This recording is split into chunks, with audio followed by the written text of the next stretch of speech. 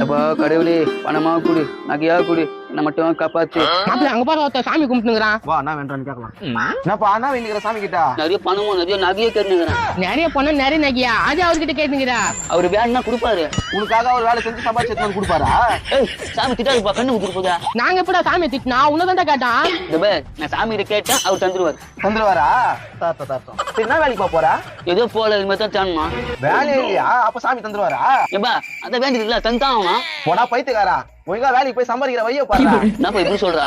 சொல்றத கேளு. சாமி நம்ம எதுக்கு கும்பிடுறோம்னா எந்த தப்பு பண்ணக்கூடாதுன்றதுனாலதான் சாமி கும்பிடுறோம். சரியா அப்ப எதுவுமே கொடுக்காத சாமியா? கேளு நல்ல புத்தி கொடுன்னு கேளு, நல்ல திறமை கொடுன்னு கேளு. அதை விட்டுட்டு காசை கொடு நகைய கொடுன்னு கிடக்குறேன். டேய் இப்பாச்சி சொல்றது கேளு, நல்ல புத்தி கொடு நல்ல அறிவு கொடுன்னு வேண்டின்னு போ. சரிதான்ப்பா கடவுளே, நல்ல புத்தி நல்ல அறிவு குடு கடவுளே. நம்மளாம் அறிவுரை சொல்லி திருந்துட்டு போறாளா? சரி அது விடு. கடவுளே, உலகத்திலே நாங்க தான் பெரிய பணக்காரனா ஆகணும்.